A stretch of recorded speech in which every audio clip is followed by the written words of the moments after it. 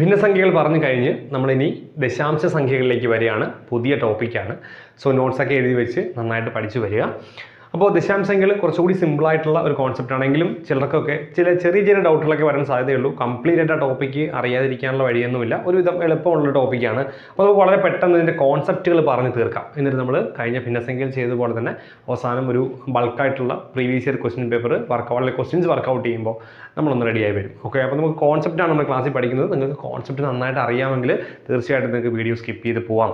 കാരണം നെക്സ്റ്റ് വീഡിയോയിൽ നമ്മൾ ക്വസ്റ്റ്യൻ പേപ്പർ ചെയ്യുമ്പോൾ ക്വസ്റ്റ്യൻസ് ചെയ്യുമ്പോൾ നിങ്ങളൊന്ന് ഫോളോ ചെയ്താൽ മതി. നിങ്ങൾക്ക് കോൺസെപ്റ്റുകൾ നന്നായിട്ട് അറിയാമെങ്കിൽ വെറുതെ സമയം കളയേണ്ട ആവശ്യമില്ല. എനിവേ നമുക്ക് ക്വസ്റ്റ്യൻസിലേക്ക് വരാം. അപ്പോൾ ദശാംശ സംഖ്യ എന്ന് പറയുന്നത് 10ൽ എത്ര എന്ന് പറയുന്നതാണ്. അതായത് 10ൻ്റെ ബേസിൽ പറയുന്ന സംഖ്യകൾ വിളിക്കുന്ന പേരാണ് ദശാംശ സംഖ്യകൾ എന്ന് പറയുന്നത്. അതായത് നമുക്ക് ദശാംശ സംഖ്യകളെ എല്ലാത്തിനെയും നമുക്ക് 10ൻ്റെ പവറുകളുടെ ഛേദമായിട്ട് എഴുതാൻ പറ്റും. അതായത് ഏത് സംഖ്യ എടുത്താലും ഇപ്പോൾ 5.5 എന്ന് പറയുന്നത് എന്താണ്, നമുക്ക് എങ്ങനെ എഴുതാം, 55/10 എന്ന് എഴുതാൻ പറ്റും. പിന്നീട് നമ്മളത് പഠിക്കും. ആദ്യം പഠിക്കുമ്പോൾ നമ്മൾ അതാണ്. ഓക്കെ, അങ്ങനെ കോൺസെപ്റ്റ് പഠിച്ചിട്ടാണ് നമ്മളിലേക്ക് വരുന്നത്. അപ്പോൾ നമുക്ക് എങ്ങനെ എഴുതാം, 5.5നെ 55/10 എന്ന് എഴുതാൻ പറ്റും. അതുപോലെ തന്നെ 5.55 എന്നാണെങ്കിൽ നമുക്കതിനെ 585/100 എന്ന് എഴുതാൻ പറ്റും. കണ്ടോ, 10ൻ്റെ കൃതികളുടെ ബേസിലാണ് നമ്മൾ എപ്പോഴും ദശാംശ സംഖ്യകളെ പറയുന്നത്. അപ്പോൾ ദശാംശ സംഖ്യകൾ എന്ന് പറയുന്നത് ദശത്തിൻ്റെ അംശം എന്നാണ് പറയുന്നത്, അല്ലെങ്കിൽ 10ൽ എത്ര എന്ന് പറയുന്നതാണ് നമ്മൾ സാധാരണയായിട്ട് ദശാംശം എന്ന് പറയുന്നത്. 10ൻ്റെ ബേസിൽ പറയുന്നത്, 10നെ ആധാരമാക്കി പറയുന്ന സംഖ്യകളെ ദശാംശ സംഖ്യകൾ എന്ന് പറയുന്നു എന്നാണ് കോൺസെപ്റ്റ്, അതിൻ്റെ ഡെഫിനിഷൻ എന്ന് പറയുന്നത്. എനിവേ അതാണ് കോൺസെപ്റ്റ്. അപ്പോൾ അതവിടെ നിൽക്കട്ടെ, നമുക്ക് അതിലേക്ക് വരാം. ദശാംശ സംഖ്യ എങ്ങനെയാണ് ഭിന്നസംഖ്യയിലേക്ക് മാറ്റുന്നത് പഠിക്കാനുണ്ട്. അപ്പോൾ അതിലേക്ക് വരുന്നത് ഇതാണ്, സെക്കൻഡ് ഫോമാണ് നമ്മൾ പറയുന്നത്. അപ്പോൾ അതിലേക്ക് നമുക്ക് വരാം. അതിന് മുമ്പ് നമുക്ക് വലുതേത് ചെറുതേത് എന്ന് കണ്ടുപിടിക്കുന്ന കോൺസെപ്റ്റ് ഉണ്ട്. അപ്പോൾ ഞാൻ വലുതേതെന്ന് മാത്രമേ എഴുതിയിട്ടുള്ളൂ. അത് നമ്മൾ വലുതും ചെറുതും പറഞ്ഞായിരിക്കും പോകുന്നത്. അപ്പോൾ ആ ഒന്നാമത്തെ ക്വസ്റ്റ്യനിലേക്ക് വരാം. ഒന്നാമത്തെ പാറ്റേൺ എന്താണ്, തന്നിരിക്കുന്ന ഭിന്നസംഖ്യകളിൽ വലുതേത് എന്ന് കണ്ടുപിടിക്കുന്ന കോൺസെപ്റ്റ് ആണ്. സോ നമുക്ക് നോക്കാം. അതിൽ നമുക്ക് തന്നിരിക്കുന്ന സംഖ്യകൾ ഏതൊക്കെയാണ്, 2.05, അതുപോലെ 2.005,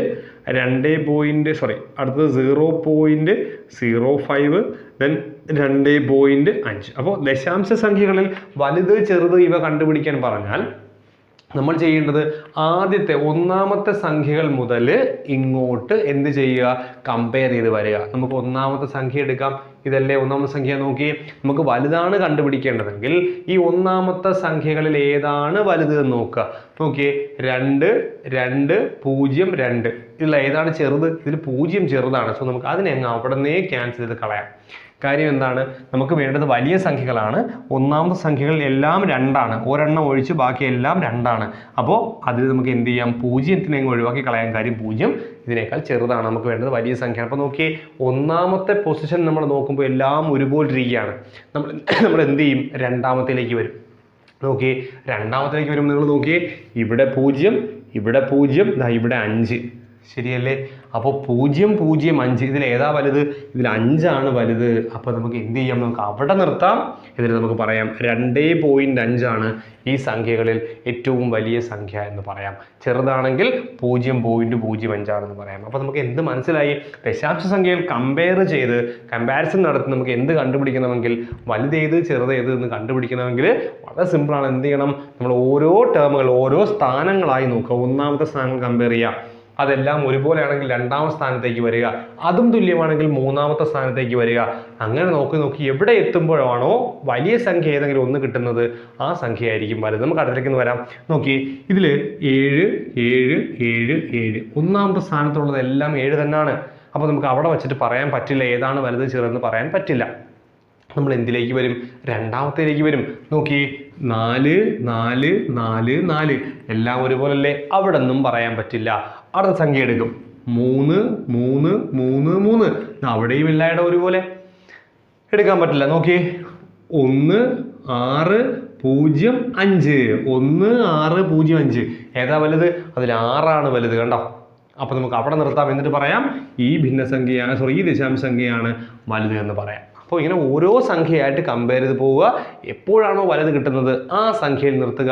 അവിടെയാണ് നമുക്ക് വലിയ സംഖ്യ കിട്ടുന്നത്. ഇതുപോലെ തന്നെയാണ് ചെറുതും. ചെറുത് ഞാൻ പറയുന്നില്ല, ക്വസ്റ്റ്യൻസ് വർക്കൗട്ട് ചെയ്ത് നമുക്ക് ചെയ്യാം. അപ്പോൾ ആ കോൺസെപ്റ്റ് നിങ്ങൾക്ക് കിട്ടിയല്ലോ, സിമ്പിൾ ആണല്ലോ. ഓക്കെ, അപ്പോൾ അതായിരുന്നു നമ്മൾ ആദ്യം പഠിക്കുന്ന ഈ ദശാംശ സംഖ്യകളുടെ താരതമ്യം എന്നാണ് അതിൻ്റെ ഹെഡിങ്. ഒരു ഹെഡിങ് കൊടുക്കുന്ന നോട്ട്ബുക്കിന് അദ്ദേഹം നമുക്ക് എഴുതിക്കൊള്ളുക. ദശാംശ സംഖ്യകളുടെ താരതമ്യം വലുതേത് ചെറുതേതെന്ന് കണ്ടുപിടിക്കുന്നതാണ് താരതമ്യം എന്ന് പറയുന്നത്. ഓക്കെ അല്ലേ? ഇനി ഭിന്നസംഖ്യാ രൂപം എഴുതണം. ഒരു ദശാംശ സംഖ്യ നമ്മുടെ കയ്യിൽ തന്നിരുന്നാൽ അതിൻ്റെ ഭിന്നസംഖ്യാ രൂപം എഴുതാൻ നമ്മൾ അറിയണം. അപ്പോൾ എങ്ങനെയാണ് ഭിന്നസംഖ്യാ രൂപം എഴുതുക എന്നാണ് നമ്മൾ പറയുന്നത്. നമ്മളിപ്പോൾ പറഞ്ഞ കോൺസെപ്റ്റാണ്. അതായത് ഇപ്പോൾ ഒരു സംഖ്യ തന്നിരിക്കുന്നു 5.5 എന്നൊരു സംഖ്യ തന്നിരിക്കുകയാണ്. അതിനെ ദശാംശത്തിനെ മാറ്റി ഭിന്നസംഖ്യാ രൂപത്തിലേക്ക് ഫ്രാക്ഷനിലേക്ക് മാറ്റാൻ പറഞ്ഞാൽ സിമ്പിൾ പരിപാടി. നമ്മൾ ദശാംശം മാറ്റി അങ്ങ് എഴുതുക. അപ്പോൾ എത്രയാവും? 55 ആയില്ലേ? ഇനി ചെയ്യേണ്ടത് ഇവിടെ നിന്ന് ഇങ്ങോട്ടാണ് നോക്കണം. ദശാംശത്തിന് ശേഷം എത്ര നമ്പേഴ്സ് ഉണ്ടെന്ന് നോക്കുക. ദശാംശത്തിന് ശേഷം ഒരു നമ്പറല്ലേ ഉള്ളൂ, 5 മാത്രം. അങ്ങനെയെങ്കിൽ ബൈ 10 ഇട്ട് കൊടുത്താൽ മതി. ഓക്കെ അല്ലേ? സോ 55/10. ക്ലിയർ അല്ലേ? ഇനി നമുക്ക് നോക്കാം 6.35. ഇതിനെങ്ങനെ മാറ്റും എന്നാണ് ആദ്യം നമ്മൾ എന്താ ചെയ്യുക? ദശാംശം മാറ്റി സംഖ്യ അങ്ങ് എഴുതും. ശരിയല്ലേ? ഇനി നമ്മൾ നോക്കും ദശാംശത്തിന് ശേഷം എത്ര സംഖ്യകളുണ്ട്? 2 സംഖ്യകളുണ്ടെങ്കിൽ ബൈ 100 എന്ന് എഴുതും. ഇപ്പോൾ നിങ്ങൾക്ക് ഏകദേശം കോൺസെപ്റ്റ് കിട്ടിയെന്ന് ഞാൻ വിശ്വസിക്കുന്നു. ദെൻ 7.012 നമ്മൾ നോക്കും. എന്ത് ചെയ്യും? ദശാംശം മാറ്റി 7012 എന്ന് എഴുതും. ബൈ 1, 2, 3 ദശാംശത്തിന് ശേഷം 3 സ്ഥാനങ്ങളില്ലേ? സോ താഴെ നമ്മൾ 1000 എന്ന് എഴുതും. ഓക്കെ അല്ലേ? അങ്ങനെയാണെങ്കിൽ നമുക്ക് ഇവിടേക്ക് വരാം. 0.671 എന്ന് പറയുന്ന ക്വസ്റ്റ്യൻ. ഓക്കെ, 0.67 എന്ന് പറയുന്ന ക്വസ്റ്റ്യൻ. നമ്മൾ എന്ത് ചെയ്യും? ദശാംശം മാറ്റുമ്പോൾ 671 എന്ന് കിട്ടും. ഫ്രണ്ടിലെ 0 നമുക്ക് ഇനി എഴുതണ്ട. ഫ്രണ്ടിലെ 0ൻ്റെ ആവശ്യമില്ല. ബൈ ദശാംശത്തിന് ശേഷം 1, 2, 3. അപ്പോൾ നമ്മൾ ഇത് കൊടുക്കുമ്പോൾ 1000 കൊണ്ട് ഹരിക്കും. ഇതായിരിക്കും ഇങ്ങനെ ഓപ്ഷൻ ഉണ്ടോ നോക്കിയേ. 671/1000 ഇതാണ് ഓപ്ഷൻ. സിമ്പിൾ കേസ് അല്ലേ? നോക്കിയേ. ഇനി 0.45 എന്ന് പറഞ്ഞാൽ നമ്മൾ ദശാംശം മാറ്റുമ്പോൾ 45 എന്ന് കിട്ടും. ബൈ ദശാംശത്തിന് ശേഷം 2 സ്ഥാനങ്ങളുണ്ട്. സോ 100 അല്ലേ? പക്ഷേ എന്താ പ്രശ്നം? അങ്ങനത്തെ ഓപ്ഷൻ നമ്മുടെ ഓപ്ഷൻസിനകത്ത് കൊടുത്തിട്ടില്ല. സോ അതുകൊണ്ട് നമ്മൾ എന്ത് ചെയ്യണം? അങ്ങനത്തെ ആൻസർ ഇല്ലാത്തതുകൊണ്ട് നമ്മൾ ശ്രദ്ധിക്കേണ്ടത് എന്താണ്? ഇതിനെ നമുക്ക് ഇനിയും സിംപ്ലിഫൈ ചെയ്യാൻ പറ്റും. അതുകൊണ്ട് നമുക്ക് കുറച്ചുകൂടി സിംപ്ലിഫൈ ചെയ്യാം. എങ്ങനെ? നമുക്ക് 5 കൊണ്ടൊന്ന് ക്യാൻസൽ ചെയ്ത് നോക്കാം അല്ലേ? 9, 5, 45. താഴെ 5 കൊണ്ട് ക്യാൻസൽ ചെയ്യുമ്പോൾ 20 എന്ന് വരും അല്ലേ? 9/20 കൊണ്ടോ നോക്കിയേ. 9/20 ഉണ്ട്. ഇതാ കിടക്കുന്നു. അപ്പം അങ്ങനെയാണ് നമ്മൾ ആ ക്വസ്റ്റിനെ ചെയ്യാം. അപ്പോൾ നിങ്ങൾക്ക് ക്ലിയർ ആയി എന്ന് വിചാരിക്കുന്നു. നമ്മളിവിടെ ക്വസ്റ്റ്യൻസ് ചെയ്യാതെ പോവുകയല്ല.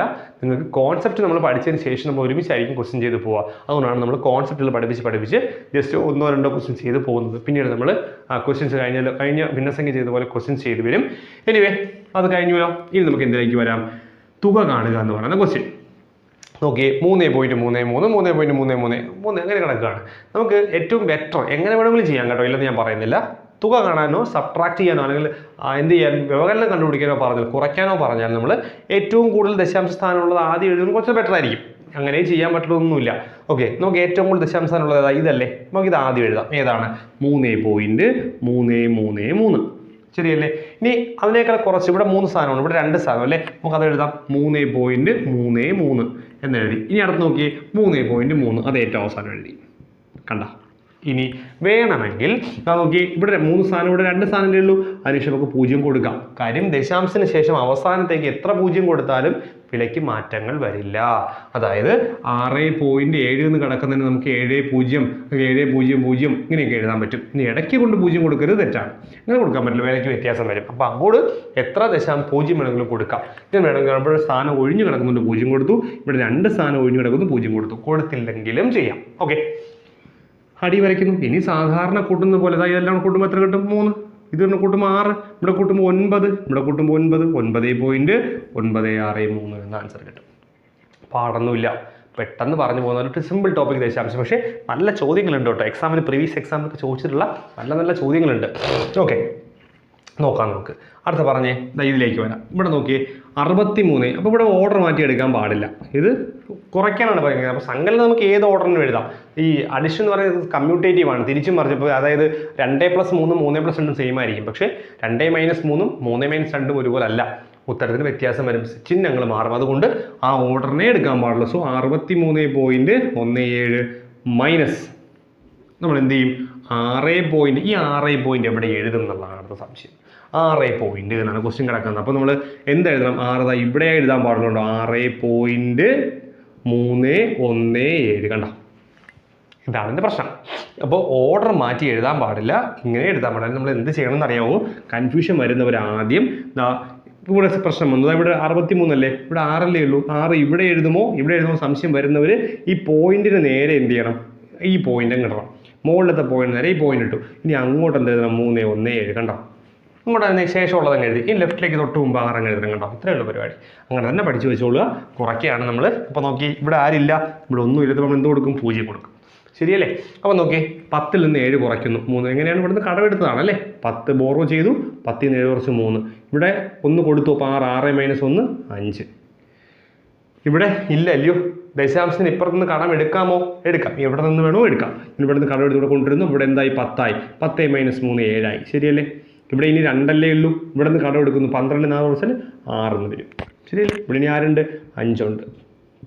56.753. ഇങ്ങനെയാണ് അതിൻ്റെ സബ്ട്രാക്ഷൻ വരിക, അതായത് വ്യവകലനം വരിക. അപ്പോൾ ഇതാണ് അടുത്തത് എന്ന് പറയുന്നത്. അപ്പോൾ തുക കാണുക എന്ന് മാത്രമേ ഞാൻ ഹെഡിങ് എഴുതിയിട്ടുള്ളൂ. താഴെ സബ്ട്രാക്ഷൻ കൊടുത്തിട്ടുണ്ട്. സോ രണ്ടും ഉണ്ട്, തുക സങ്കലനവും വ്യവകലനവും. നിങ്ങൾ ഹെഡിങ് എഴുതുമ്പോൾ എന്താ എഴുതും, ദശാംശ സംഖ്യകളുടെ സങ്കലനവും വ്യവകലനവും. കോൺസെപ്റ്റ് നമ്മൾ എഴുതി വെച്ചു. ഇപ്പോൾ നമ്മൾ ഈ ക്ലാസ്സിൽ കോൺസെപ്റ്റുകൾ മുഴുവൻ പഠിച്ച് തീർക്കും. എന്നിട്ട് നമ്മൾ അടുത്ത ക്ലാസ്സിൽ ക്വസ്റ്റ്യൻസ് വർക്കൗട്ട് ചെയ്യും. നേരത്തെ ചെയ്തതുപോലെ നമ്മൾ ഏകദേശം 10-30 ക്വസ്റ്റ്യനോളം നമ്മൾ ഭിന്നസംഖ്യയിൽ പഠിച്ചു. അപ്പോൾ എവിടെ നിന്ന് ക്വസ്റ്റ്യൻ വന്നാൽ നമുക്ക് എഴുതാൻ പറ്റണം. അതുപോലെയാണ് നമ്മൾ ഒരു കോൺസെപ്റ്റ് അല്ലെങ്കിൽ ടോപ്പിക്ക് തീർത്ത് പോകുന്നത്. അങ്ങനെ തീർത്ത് തന്നെ നമ്മൾ പോവും വേണം. ഓക്കെ അല്ലേ? നമുക്ക് അടുത്ത എന്താണെന്ന് നോക്കാം. നമുക്ക് ഈ പഠിക്കേണ്ടത് ഭിന്നസംഖ്യകളുടെ ഗുണനം ഹരണവും കൂടാണ്. അത് കഴിഞ്ഞിട്ട് നമുക്ക് അടുത്ത ടോപ്പിക്കും പഠിക്കാം. അതിൻ്റെ കൂടെ തന്നെ അടുത്ത 2 ടോപ്പിക്കൂടെ പഠിക്കാനുണ്ട്. അതോടുകൂടി ദശാംശ സംഖ്യകൾ നമുക്ക് കംപ്ലീറ്റ് ചെയ്യണം. ഓക്കെ, അപ്പോൾ ഇത് കഴിഞ്ഞു. നമുക്ക് അടുത്തിലേക്ക് വരാം. ഇത്രയും ടോപ്പിക് കൂടെ ആകുമ്പോൾ നമ്മൾ ഈ ഒരു ദശാംശ സംഖ്യകൾ എന്ന ടോപ്പിക്ക് കഴിയാണ്. അപ്പോൾ നിങ്ങൾ നോക്കിയിട്ട് നിങ്ങൾക്ക് ഇതെല്ലാം നന്നായിട്ട് അറിയാം, കോൺസെപ്റ്റൊക്കെ അറിയാമെങ്കിൽ നിങ്ങൾ ഇപ്പോൾ തന്നെ വീഡിയോ സ്കിപ്പ് ചെയ്തോളുക. എന്നിട്ട് നമുക്ക് അടുത്ത ദിവസം ക്വസ്റ്റ്യൻ ചെയ്യുമ്പോൾ നിങ്ങളൊന്ന് ജോയിൻ ചെയ്താൽ മതി. ഓക്കെ, അപ്പോൾ നമുക്ക് നോക്കാം. ഗുണനഫലം കാണുക എന്നാണ് ചോദ്യം. എന്താണ് ക്വസ്റ്റ്യൻ? ഫസ്റ്റ് വൺ 0.02 സംതിങ് എന്നാണ് കിടക്കുന്നത്. അപ്പോൾ നമ്മൾ ദശാംശ സംഖ്യകളുടെ ഗുണനഫലം കാണുമ്പോൾ നമ്മൾ ചെയ്യേണ്ടത് ഇത്രയേ ഉള്ളൂ. ആ ദശാംശ സ്ഥാനങ്ങളെല്ലാം കളഞ്ഞിട്ട് സംഖ്യകൾ മാത്രം എടുക്കണം. ഒന്ന് പറഞ്ഞ സംഖ്യകൾ മാത്രം. ദശാംശം കളയുമ്പോൾ ഇവിടെ 0.2 എന്നാവും, മീൻസ് 2 എന്നാവും. 0.4 എന്നാവും, 4 എന്നാവും. 0.1 എന്നാവും, 1 എന്നാവും. അപ്പോൾ അതായത് ദശാംശങ്ങളും കളയുമ്പോൾ സംഖ്യകൾ ഇങ്ങനെയാവും, 2 × 4 × 1 എന്നാവും. അതായത് നമുക്ക് ഉത്തരം കിട്ടുന്നത് 8 എന്നായിരിക്കും. ഓക്കെ, അപ്പോൾ നമുക്ക് 8 എന്ന ആൻസർ കിട്ടിക്കഴിഞ്ഞാൽ പിന്നെ നമ്മൾ ചെയ്യേണ്ടത് എത്ര ദശാംശ സ്ഥാനങ്ങളാണ് നമ്മൾ കളഞ്ഞതെന്ന് നോക്കുക. ഇവിടെ 2 സ്ഥാനം കളഞ്ഞു, ഇവിടെ 1 സ്ഥാനം കളഞ്ഞു, ഇവിടെ 1 സ്ഥാനം. അപ്പോൾ 2 1 1 എല്ലാം കൂടി 4 സ്ഥാനങ്ങൾ നമ്മൾ കളഞ്ഞു. ആ 4 സ്ഥാനങ്ങൾ ആൻസറിലങ്ങ് ഇട്ട് കൊടുത്താൽ മതി. 1 സ്ഥാനം ഇവിടെ ഉണ്ട്, 2ാമത്തെ സ്ഥാനമില്ല, 3ാമത്തെ സ്ഥാനമില്ല, 4ാമത്തെ സ്ഥാനമില്ല. എപ്പോഴും സ്ഥാനങ്ങൾ ഇങ്ങോട്ടാണ് കൊടുക്കേണ്ടത്. അപ്പോൾ ഇല്ലാത്ത സ്ഥാനങ്ങളിൽ 0 കൊടുക്കുക കണ്ടോ. എന്നിട്ടൊരു കുത്തൂടെ കൊടുക്കും, 0.0008. ഓക്കെ, ഇത്രയേ ഉള്ളൂ കോൺസെപ്റ്റ്. സിമ്പിളാണ് പരിപാടി. ഗുണിക്കുക, ദശാംശം കളയുക, ദശാംശം കളഞ്ഞു കിട്ടിയ സംഖ്യകളെ ഗുണിക്കുക, ഗുണിച്ചതിന് ശേഷം എത്ര ദശാംശങ്ങളാണോ കളഞ്ഞത് അതെല്ലാം കൂടി ചേർത്തങ്ങ് ഇട്ട് കൊടുക്കുക. നോക്കാം, അടുത്തിലൂടെ നോക്കാം. നോക്കിയേ, ഇവിടെ ദശാംശമില്ല, ഇവിടെ ദശാംശമില്ല, ഇവിടെ ദശാംശം ഉണ്ട്, ദശാംശങ്ങളെല്ലാം നമുക്കങ്ങ് കളയാം. കളയുമ്പോൾ ഇവിടെ എന്താവും, 10 ആവും. ശരിയല്ലേ? നമുക്ക് മനസ്സിലാൻ വേണ്ടി ഒന്ന് എഴുതാം. 10 ആവും, പിന്നെ 1 ആവും, വീണ്ടും 1 വരും, വീണ്ടും 1 വരും. കാര്യം ഇവിടെയൊക്കെ ദശാംശം കളയുമ്പോൾ 1 ആയിട്ടാണ് മാറുന്നത്. അപ്പോൾ ഇതെല്ലാം കൂടി ഗുണിക്കുമ്പോൾ നമുക്ക് കിട്ടുന്നതും 10 തന്നെ ആയിരിക്കും. ശരിയല്ലേ? ഇനി എത്ര സ്ഥാനം കൊടുക്കണം നോക്കാം. ദാ ഇവിടെ പോലെ ദശാംശാനം ഇവിടെയൊന്നും ഇല്ല. സോ ഇവിടെ 1, ഇവിടെ 2. സോ 3 ദശാംശങ്ങൾ കൊടുക്കണം. നമുക്ക് കിട്ടിയ ആൻസർ 10 എന്നാണ്. 1 ദശാംശാനം ഇവിടെ ഉണ്ട്, 2 ദശാംശാനം ഉണ്ട്, 3ാമത്തതില്ല. സോ ദശാംശം 0 കൊടുക്കും, 0.010 എന്ന ആൻസർ കിട്ടും. ഓക്കെ അല്ലേ? അപ്പോൾ സിമ്പിളായിട്ട് പഠിച്ചില്ലേ? അപ്പോൾ ഇതാണ് ഇതിൻ്റെ കോൺസെപ്റ്റ് മാത്രം പഠിച്ചു വയ്ക്കുക. നല്ല നല്ല ക്വസ്റ്റ്യൻസ് നമുക്ക് ചെയ്യാനുണ്ട്. ക്വസ്റ്റ്യൻസ് ചെയ്യുമ്പോൾ അത് റെഡിയാവും. ഹരണഫലത്തിലേക്ക് വരാണ്. ഹരണം എങ്ങനെ ചെയ്യുന്നത്? ഹരണഫലം എന്നാണ് ക്വസ്റ്റ്യൻ. നോക്കാം. ഇനി ഹരണത്തിലേക്ക് വരുമ്പോൾ ദശാംശം വെറുതെ കളയാൻ പറ്റില്ല. നോക്കാം. 7.459 ഡിവൈഡ് ബൈ 0.007459 എന്നാണ്. ഓക്കെ അല്ലേ? നമ്മൾ നോക്കേണ്ടത് ഏറ്റവും കൂടുതൽ ദശാംശ സ്ഥാനങ്ങളുള്ളത് എവിടെയാണെന്ന് നോക്കുക. ഇവിടെ 1 2 3 4 5 6, ഇവിടെ 6 ദശാംശ സ്ഥാനങ്ങളുണ്ട്, ഇവിടെ 3 ദശാംശ സ്ഥാനങ്ങളും ഉണ്ട്. അപ്പോൾ ഏറ്റവും കൂടുതൽ ദശാംശങ്ങളുള്ളത് താഴെ ആയതുകൊണ്ടും നമ്മൾ താഴെ എത്ര ദശാംശ സ്ഥാനം ഉണ്ടെന്ന് നോക്കുക. 6 എണ്ണം ഉള്ളത് കൊണ്ട് ഏറ്റവും കൂടുതലുള്ളത് കൺസിഡർ ചെയ്യുക. 6 എണ്ണം ഉള്ളത് കൊണ്ട് മുകളിലും താഴെയും 1ഉം 6 0 ഉള്ള സംഖ്യ കൊണ്ട് ഗുണിക്കുക. 5 അല്ലേ ഉള്ളൂ. സോ ഇവിടെയും ഗുണിക്കുന്നു, 1ഉം 6 0. ഓക്കെ അല്ലേ? നമ്മൾ മുൻപും പറഞ്ഞിട്ടുള്ള കോൺസെപ്റ്റാണ്. നമ്മൾ അങ്ങനെ ഗുണിക്കുമ്പോൾ ഇവിടെ എന്ത് സംഭവിക്കും? നമുക്കിവിടെ 6 സ്ഥാനങ്ങളുണ്ട്. ദശാംശത്തിനകത്ത് നമ്മളൊരു സംഖ്യയെ 10 കൊണ്ട് ഗുണിക്കുമ്പോൾ ഒരു സ്ഥാനം വലത്തേക്ക് മാറും. ഹരണം പഠിച്ചോളുക, ഗുണനവും ഹരണവും പഠിച്ചോളുക. ദശാംശ സംഖ്യയെ 10 കൊണ്ട് ഗുണിക്കുമ്പോൾ നോക്കുക, ദശാംശ സംഖ്യ നമ്മൾ നേരത്തെ പറഞ്ഞിട്ടുള്ളതാണ്. 6 അല്ലെങ്കിൽ 6.43 എന്നുള്ള സംഖ്യയെ 10 കൊണ്ട് ഗുണിക്കുമ്പോൾ ദശാംശം വലത്തേക്ക് മാറും. അപ്പോൾ 64.3 എന്നാവും. ഇനി 6.4356 100 കൊണ്ട് ഗുണിക്കുമ്പോൾ 2 സ്ഥാനങ്ങൾ വലത്തേക്ക് മാറും. ദാ ഇവിടെ വരും 643.56 എന്ന് വരും. സിമ്പിളാണ് പരിപാടി. ഓക്കെ അല്ലേ? ഇനി ഹരിക്കുമ്പോഴാണെങ്കിലോ, ഹരിക്കുമ്പോൾ നമുക്കറിയാം, നമുക്ക് നേരത്തെ നമ്മൾ പഠിച്ചു 7.6 10 കൊണ്ട് ഹരിച്ചാൽ ഒരു സ്ഥാനം ലെഫ്റ്റിലേക്ക് മാറും. അതായത് 0.76 എന്ന് വരും, ഒരെണ്ണം ലെഫ്റ്റിലേക്ക് മാറും. ഇനി 66.43 100 കൊണ്ട് ഹരിച്ചാലോ 2 സ്ഥാനം പിറകേക്ക് മാറും. അതായത് 0. ഇവിടെ വരും അല്ലേ, 6643 എന്ന് മാറും. അപ്പൊ ഇത് പഠിച്ചോളൂ. അപ്പൊ നമ്മളിവിടെ എന്താ ചെയ്തത്? ഞാൻ ഒരു 1ഉം 6 പൂജ്യവുമുള്ള സംഖ്യ കൊണ്ട് ഇവിടെ ഞാൻ ഗുണിക്കുമ്പോൾ എന്ത് സംഭവിക്കും? അത്രയും ദശാംശ സ്ഥാനങ്ങൾ വലത്തേക്ക് മാറും അല്ലേ? എത്ര പൂജ്യമുണ്ട്? 6 പൂജ്യം അല്ലേ? അപ്പോൾ 6 സ്ഥാനങ്ങൾ വലത്തേക്ക് മാറും. 6 സ്ഥാനങ്ങൾ വലത്തേക്ക് മാറുമ്പോൾ ഈ ദശാംശം എവിടെ വരും? ദാ ഇവിടെ വരും. അതായത് ദശാംശം ഇവിടെ വന്നാൽ പിന്നെ ഉപയോഗമൊന്നുമില്ല, സംഖ്യ മാത്രമാവും. അപ്പോൾ നമുക്ക് ഇതാണ് എൻ്റെ കോൺസെപ്റ്റ്. ഇനി നമ്മൾ പറഞ്ഞത് ശ്രദ്ധിച്ച് കേട്ടോളുക. 6 പൂജ്യം, 6 ദശാംശ സ്ഥാനവും 6 പൂജ്യവും. അപ്പോൾ 6 ദശാംശ സ്ഥാനം മാറാൻ 6 പൂജ്യത്തിൻ്റെ ആവശ്യമുണ്ട്. അപ്പോൾ 6 പൂജ്യം നമുക്കിവിടെ കിട്ടി.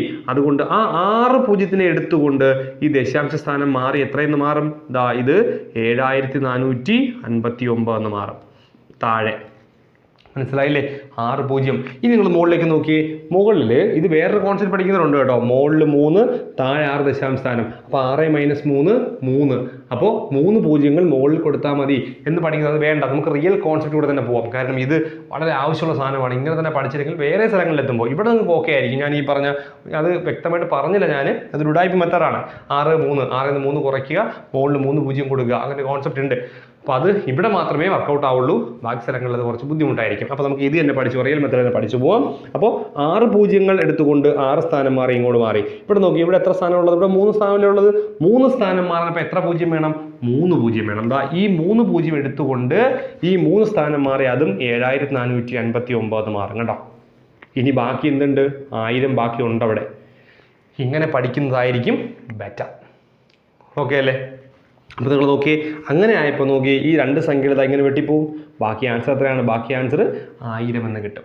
ഇതാണ് അതിൻ്റെ കോൺസെപ്റ്റ്. അങ്ങനെയാണ് നമ്മൾ ആ ക്വസ്റ്റ്യൻ ചെയ്യുന്നത്. നമുക്ക് അടുത്ത ക്വസ്റ്റ്യനോടെ നോക്കാം. എന്താണ്? 16.16 എഴുതിയേക്കാൻ ഞാൻ മാറ്റി ഇങ്ങനെ ആക്കണം കേട്ടോ. ഇങ്ങനെ എഴുതാമല്ലോ, എനിക്ക് അങ്ങനെ എഴുതാം, സിമ്പിൾ എഴുതാം. കാര്യം ആ ഡിവിഷൻ തന്നെയാണ് ഈ ഡിവിഷൻ.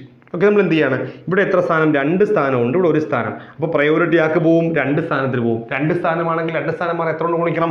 100 കൊണ്ട് ഗുണിക്കണം. അതുകൊണ്ട് തന്നെ താഴെ ഗുണിക്കണം.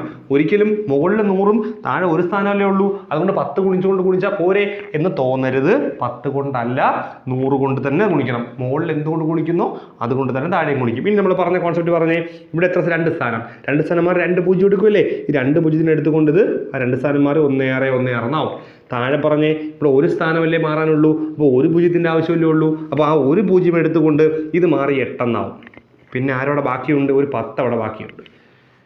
നമുക്ക് നോക്കാം, ഇത് വെട്ടി ചെയ്ത് നോക്കാം. ഇങ്ങനെയാണ് വെട്ടും, ശ്രദ്ധിച്ച് വെട്ടുക. 2 8 16, പിന്നെ 1-ൽ പോവില്ല. 16 2 8 16 എന്ന് പറഞ്ഞു കളയരുത്. കാര്യം 1-ൽ പോകാത്തത് കൊണ്ട് അവിടെ 0 കൊടുക്കണം. നമ്മൾ ഭിന്നസംഖ്യയിൽ പറഞ്ഞപ്പോൾ പറഞ്ഞതാണ്. 2 8 16 1-ൽ പോവില്ല, 0 കൊടുത്തു. 16 2 8 16 ഇങ്ങനെ എഴുതാൻ പാടുള്ളൂ. അപ്പോൾ നോക്കിയേ, 202/10. 202/10 എന്ത് ചെയ്താൽ മതി? ഒരു ഡിവിഷണൽ, ഈ പറഞ്ഞ ഡിവിഷനല്ലേ കോൺസെപ്റ്റ്. ഒരു സ്ഥാനം ലെഫ്റ്റിലേക്ക് മാറ്റുക, 20.2. കണ്ടോ, ഒരു സ്ഥാനം ഇങ്ങോട്ട് മാറ്റി 20.2. ഇങ്ങനെയാണ് ചെയ്യുന്നത്. ഇപ്പം നിങ്ങൾ കോൺസെപ്റ്റ് അറിഞ്ഞ് വയ്ക്കുക. ക്വസ്റ്റ്യൻസ് നമുക്ക് നന്നായിട്ട് പിന്നീട് ചെയ്ത് വരാം. ഓക്കെ, സോ ഇനി വരുന്നത് ആവർത്തന ദശാംശം എന്ന് പറയുന്ന കോൺസെപ്റ്റിലേക്കാണ്. നോക്കാം എന്താണ് 0.333 എക്സെട്രയുടെ ഭിന്നസംഖ്യാരൂപം എന്ന് പറയാൻ പോവാണ്. നോക്കിയേ, 0.333 എക്സെട്ര. ഇതിനെ നമ്മൾ ആദ്യം എഴുതാൻ പഠിക്കേണ്ടത്. കഴിഞ്ഞ ദിവസം കൊണ്ട് ക്വസ്റ്റ്യൻ പേപ്പർ ചെയ്ത് പറഞ്ഞിട്ട് ഉണ്ടായിരുന്ന ക്വസ്റ്റ്യൻ തോന്നുന്നു. 0.333 എക്സെട്ര നമ്മൾ എന്ത് ചെയ്യും? 0.3 ബാർ എന്ന് എഴുതും. കാര്യം എന്താണ്? 3 മാത്രമാണ് റിപ്പീറ്റ് ചെയ്ത് പൊയ്ക്കൊണ്ടേയിരിക്കുന്നത്. അതിന് നമുക്ക് 0.3 ബാർ എന്ന് എഴുതാം. ബാർ ടാബിൻ്റെ മീനിങ് ആ സംഖ്യ റിപ്പീറ്റ് ചെയ്തുകൊണ്ടേയിരിക്കുന്നതാണ്. ഓക്കെ അല്ലേ? അങ്ങനെയാണെങ്കിൽ നമുക്ക് അടുത്ത ചോദ്യത്തിലേക്ക് നിങ്ങൾ എഴുതാം 0.125 125 എക്സെട്ര എന്തെഴുതും 0.125 ബാർ. കണ്ടോ? അപ്പോൾ ഏതൊക്കെയാണോ റിപ്പീറ്റ് ചെയ്യുന്നത് അതിൻ്റെ മുകളിൽ നമുക്കൊരു ബാർ വരച്ച് വയ്ക്കാം. ഇനി നമ്മൾ പറയുന്നത് കേട്ടെ, ഇവിടെ ഏതാണ് റിപ്പീറ്റ് ചെയ്യുന്നത്? 3 അല്ലേ? സോ 3 അങ്ങ് ഇതിന് ഭിന്നസംഖ്യയൊക്കെ ഏറ്റവും എളുപ്പ വഴിയാണ്. ആ 3നെ അങ്ങ് മുകളിൽ എഴുതുക, അംശത്തിൽ എഴുതുക. ഇനി എത്ര സംഖ്യകൾ റിപ്പീറ്റ് ചെയ്യുന്നുണ്ട്? 3 സംഖ്യകൾ റിപ്പീറ്റ് ചെയ്യുന്നു. സോറി, ഒരു സംഖ്യ റിപ്പീറ്റ് ചെയ്യുന്നുണ്ട്. ഏതാണ്? 3 മാത്രമാണ് റിപ്പീറ്റ് ചെയ്യുന്നത്. ഇവിടെയാണെങ്കിലോ 125 3 സംഖ്യകൾ റിപ്പീറ്റ് ചെയ്യുന്നുണ്ട്. അപ്പോൾ ഇവിടെ ഒരു സംഖ്യ മാത്രം റിപ്പീറ്റ് ചെയ്യുന്നു. ഒരു സംഖ്യ മാത്രം റിപ്പീറ്റ് ചെയ്യുന്നുവെങ്കിൽ അവിടെ ഒരു 9 താഴെ കൊടുക്കുക. ഇവിടേക്ക് വന്നേ. ഇവിടെ എന്താ പ്രശ്നം? ഇവിടെ നമ്മൾ എന്താ ചെയ്യുന്ന കോൺസെപ്റ്റ്? നമ്മൾ ആദ്യം ഏത് സംഖ്യയാണ് റിപ്പീറ്റ് ചെയ്യുന്നത് അത് അംശത്തിൽ അങ്ങ് എഴുതും. 125. ഓക്കെ അല്ലേ? ഇതിലെന്ത് ചെയ്യും? നോക്കിയേ, എത്ര സംഖ്യകൾ റിപ്പീറ്റ് ചെയ്യുന്നുണ്ട്? 3 സംഖ്യകൾ. 1, 2, 5 റിപ്പീറ്റ് ചെയ്യുന്നുണ്ട്. അതുകൊണ്ട് താഴെ 3 9 കൊടുക്കും. കണ്ടോ? 4 സംഖ്യ റിപ്പീറ്റ് ചെയ്താൽ 4 9 എഴുതും. കോൺസെപ്റ്റ് കിട്ടിയെന്ന് ഞാൻ വിചാരിക്കുന്നു. നമുക്കിത് കട്ട് ചെയ്യുമ്പോൾ എന്താവും? 1/3 എന്ന് മാറും. മനസ്സിലായി? അപ്പോൾ നമ്മൾ എന്താ ചെയ്യുന്നത്? ഇപ്പം ഞാൻ വേറെ എക്സാമ്പിൾ ഞാൻ പറയാം. 0.14 14 14 എക്സെട്ര നമ്മൾ എന്ത് ചെയ്യും? എങ്ങനെ എഴുതും? 0.14 ബാർ അല്ലേ? 14ന്റെ ബാർ. അപ്പോൾ നമ്മൾ എന്ത് ചെയ്യും? 14 എഴുതും അല്ലേ? ഇനി നമ്മൾ നോക്കും 2 സംഖ്യ റിപ്പീറ്റ് ചെയ്യല്ലേ? സോ താഴെ 99. മനസ്സിലായോ?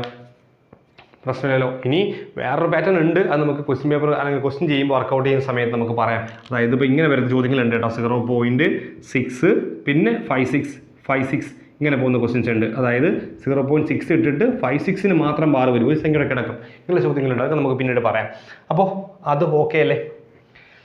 അതും കഴിഞ്ഞ് നമുക്ക് വർഗവും വർഗ്ഗമൂലവും എന്ന് പറഞ്ഞ കോൺസെപ്റ്റിലേക്ക് വരാം. പറഞ്ഞ് ഇത് വളരെ സിമ്പിളാണ് കേട്ടോ.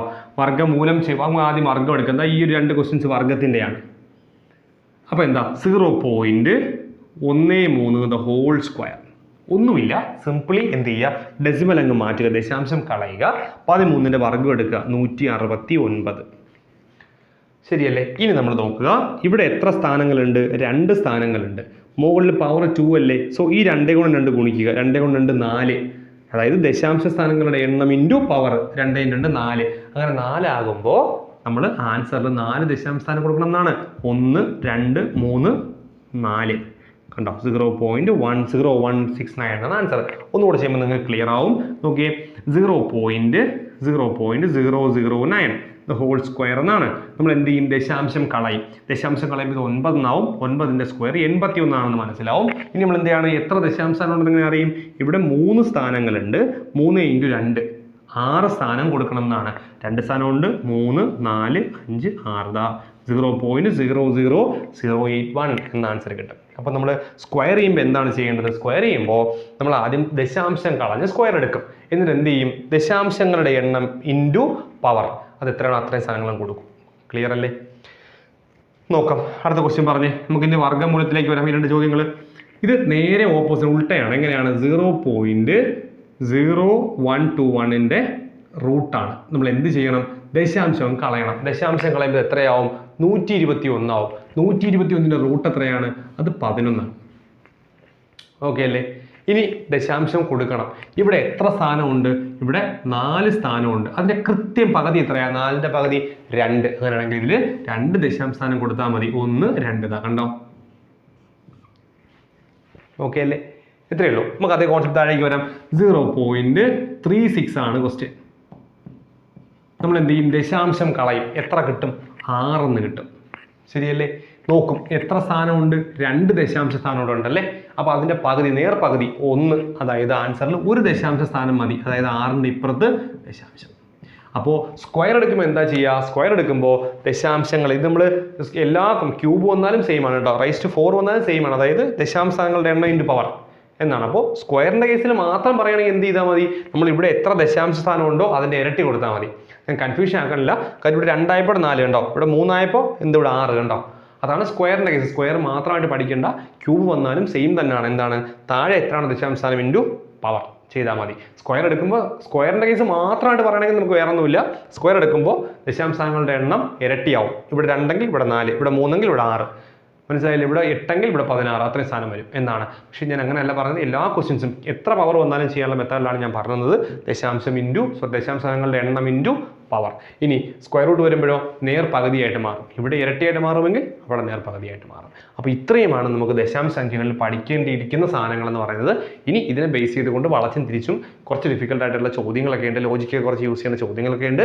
അത് നമ്മൾ അടുത്ത ക്ലാസ്സിൽ വർക്കൗട്ട് ചെയ്യും. അതോടുകൂടി നമ്മൾ എന്ത് ചെയ്യും, ദശാംശ സംഖ്യകൾ എന്ന് പറയുന്ന കോൺസെപ്റ്റും നമ്മൾ ക്ലിയർ ചെയ്യും. ഓക്കെ, നോട്ട് എഴുതി പഠിച്ചു കൂടെ വന്നോളുക.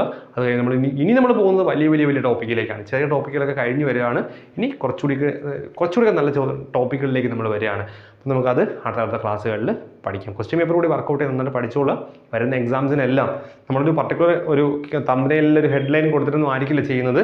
ക്വസ്റ്റ്യൻ പേപ്പർ വെറുതെ ചെയ്തിട്ടിരിക്കുകയാണ്. അത് ഇന്ന ക്വസ്റ്റ്യൻ പേപ്പർ ചെയ്താൽ ഇന്ന എക്സാം, ബെവ്കോയുടെ എക്സാം എഴുതണമെങ്കിൽ ബെവ്കോയുടെ ക്വസ്റ്റ്യൻ പേപ്പർ തന്നെ വർക്കൗട്ട് ചെയ്യണം എന്നൊരു ചിന്താഗതി നിങ്ങൾക്ക് വേണ്ട. കിട്ടുന്ന എല്ലാ ചോദ്യ പേപ്പറുകളും വർക്കൗട്ട് ചെയ്യാനായിട്ട് നിങ്ങൾ ശ്രമിക്കണം കേട്ടോ. അപ്പോൾ നമുക്ക് അടുത്ത ക്വസ്റ്റ്യൻ അടുത്ത ദിവസം.